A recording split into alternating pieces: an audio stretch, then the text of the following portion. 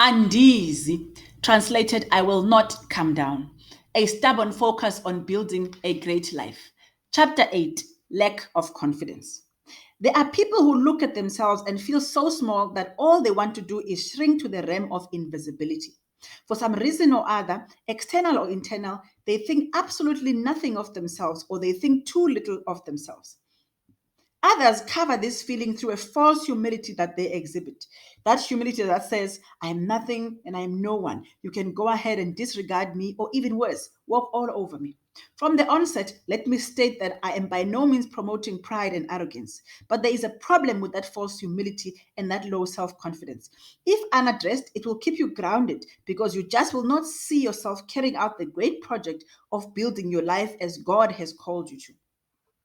I absolutely love the confidence of Nehemiah.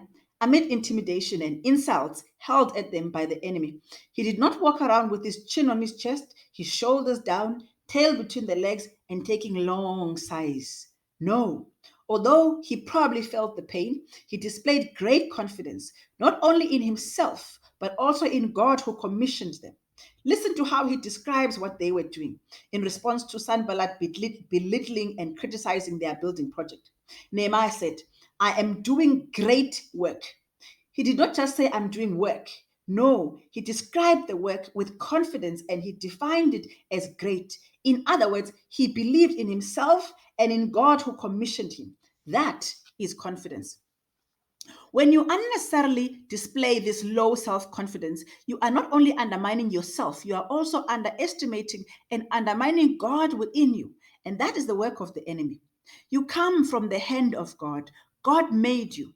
When he was done making you, he said he or she is good. Later in the book of Ephesians, he calls you God's masterpiece. So when you look down upon yourself, you are not just looking down upon yourself, you are looking down upon the one that made you.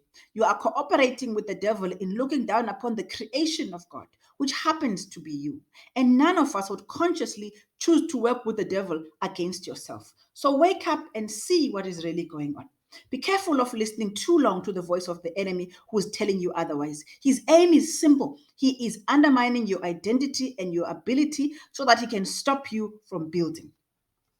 In my teenage years, there was a term which was coined, and we all used it to refer to materials, often clothes of poor quality, as fong kongs. I will not spend time conjecturing on the origin of the word, but one thing I know was that it meant fake, substandard, counterfeit, etc. When we look at things and call them fong kongs, we are not so much pronouncing on the things. We are pronouncing on the maker of the fong kongs. We attach the value of the things to the maker of the things. Conversely, there are some highly expensive brands and products, which I will not here mention, but we all know where just the name of the brand determines the price range of the product. The product may itself not even look that great, but if it has this label on it, its price and its value have been determined and it will be high. Now, the biggest brand there has ever been is God, God Himself. And because every one of us has been created in His image, we carry that brand, we carry that tag, we carry that label on us. That prices us very highly, my friend. In fact, it has us priceless.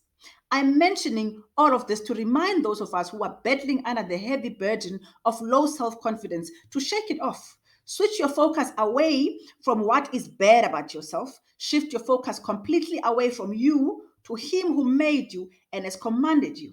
And get on with your building projects. There are a whole lot of things that cause us to lose self confidence. They range from how we were raised to things that people said to us, mistakes we have made before and failed, the small man syndrome, the imposter syndrome, etc. Secondly, low self confidence manifests itself in a number of ways from I'm too young to lead people who are older, or I'm just a woman, or I'm too black, or I'm not educated or sophisticated enough. In other words, I'm too much of this or too little of that.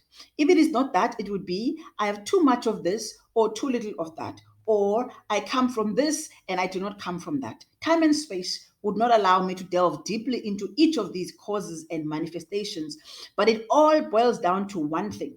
When your self confidence is low, your confidence in God is definitely also low.